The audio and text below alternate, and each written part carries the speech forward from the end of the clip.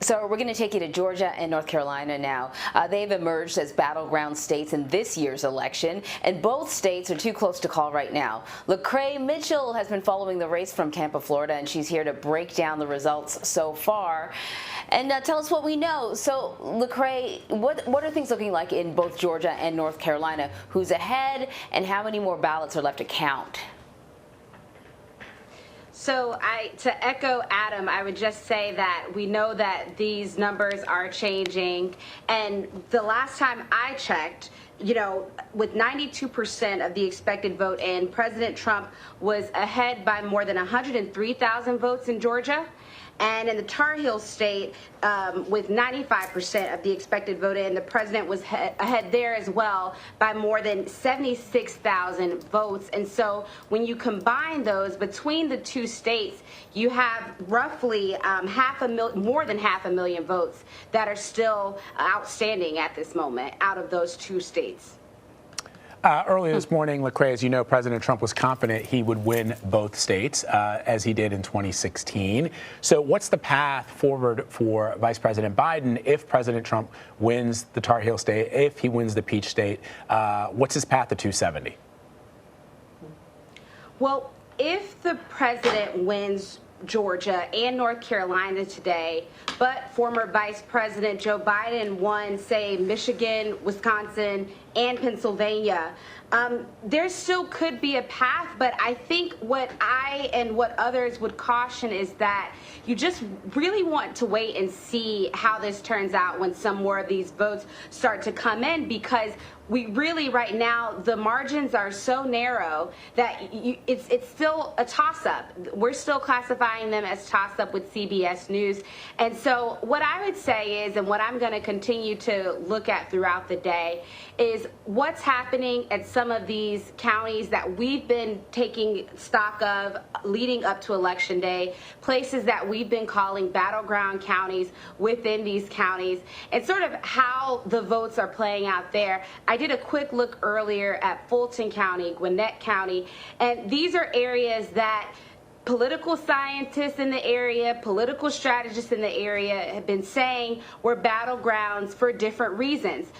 Fulton County, because of how large it is, it's the largest county by population in the state. And what people were looking to see is what the impact of the Democratic city center of Atlanta would have on some of the suburbs and the surrounding area. Gwinnett County, an area that traditionally have been very Republican due to diversifying and, becoming more of a county that wasn't so much of a Republican stronghold. We're going to be looking there to see how things shake out. So as we're taking stock of these battleground states, like I said, we really are zooming into some of the counties to see how both candidates are doing there, to get any kind of indication, if possible, on how things might turn out. So, LaCrai, in Georgia in particular, the recent past it's been checkered a little bit when it comes to access to voting. There have been accusations of voter suppression. There was a little bit of a hiccup, I think, at one polling place in Georgia where a pipe burst in the same room where ballots were being held. The ballots are fine, that is so but they had to stop. They had to fix the pipe, and they had pardon? That is so 2020.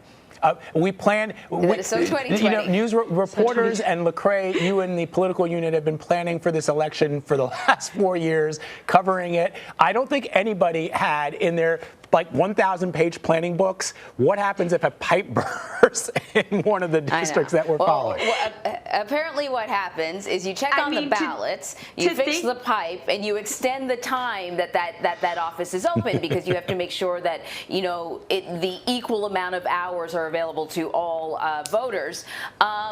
But let us talk about this. We talked a little bit earlier about, those responsible for voting in the state. How aware and concerned are they about, the previous accusations of voter suppression in Georgia? How are they approaching this election? How do voters feel about it?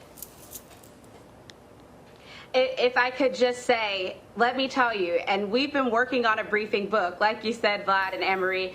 a water pipe burst was just not in the planning. I mean, we worked out a lot of different situations, and that was not in there. But it would have been funny if you raised your hand in the political meeting and you said, "What about a natural, like a water pipe briefing?" And they just looked at you. What are you talking about? Like, stay focused here. Exactly. I know. And then I would be a superhero today because I would have really had my state figured out. No, but to your question, which is an important one, because to your point, you know, the election in 2018 and how that played out is something that has continued to come up when I've talked to voters, when I've talked to voter advocacy groups in the state. And so it does go, you know, even without saying explicitly that was in the back of election officials' minds, but also voters and, like I said, different advocacy groups on the ground that have been working to make sure this election runs smoothly. And so there, you know, I've talked to Democratic strategists who've said that sort of sentiment amongst some of their supporters, that their votes may not have really been, they don't feel like their votes had the same value that it should have in 2018. That was something that they were hoping would motivate people in the state. And what we saw is these huge early voter turnout numbers. And what we're now seeing is the Secretary of State's office has been, you know, in my personal experience, very responsive. They've been making sure that as different counties report these issues, they're letting us know about them.